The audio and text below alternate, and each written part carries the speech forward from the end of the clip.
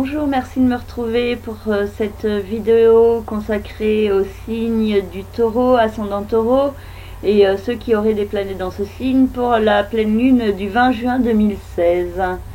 Donc pour les taureaux, cette pleine lune concernera particulièrement l'argent, les possessions matérielles, comment vous gagnez votre argent. Et il y a une réflexion autour de comment attirer l'argent vers vous. Vous pourriez aussi avoir un certain attrait pour les sciences occultes et pour une certaine ouverture sur l'univers et sur les mystères de celui-ci. Pour les premiers décans, cette pleine lune pourrait être assez positive pour les finances. Vous pourriez bénéficier de la possibilité de bien communiquer, des contacts positifs sont possibles, également une bonne perception de comment vous devez gérer votre argent, et en même temps vous serez peut-être dans une sorte de lâcheté prise concernant ce sujet, et ce qui pourrait vous faire du bien aussi. Pour le deuxième décan, il pourrait se retrouver un peu dans la confusion ou l'hésitation sur certains efforts à effectuer au niveau financier. Donc il faudra bien réfléchir, mais aussi agir après ces réflexions, et ne pas procrastiner, parce que cela des fois peut porter préjudice de rien faire au lieu de passer à l'action.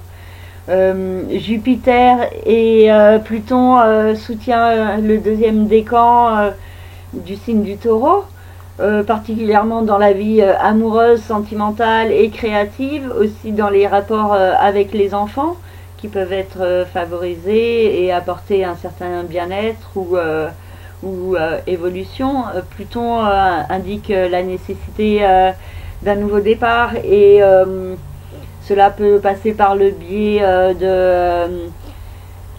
d'études qui se terminent, de voyages, de contacts avec l'étranger, d'une situation au niveau administratif qui change. Enfin, il y a une notion de repartir positivement sur de nouvelles bases et de renaître de ses cendres. Pour le troisième décan,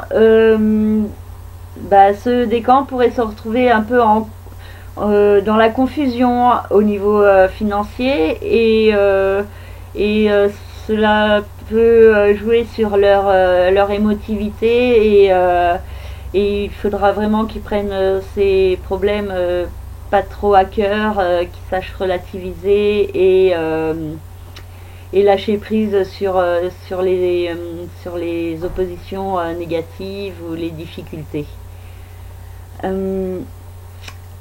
Mars est en opposition avec le troisième décan du signe du taureau, ce qui peut créer des tensions au sein du couple et des associations.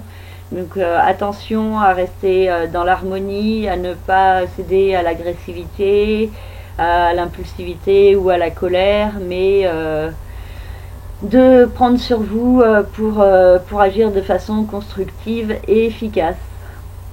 Voilà, j'ai fini cette analyse, j'espère qu'elle vous convient. N'hésitez pas à me contacter si vous souhaitez une consultation personnalisée, ou alors une analyse concernant votre propre thème de naissance sur une question plus précise. Vous avez l'adresse de mon site qui s'affiche à la fin de cette vidéo. Et sur ce, je vous souhaite une très belle pleine lune. À bientôt, au revoir.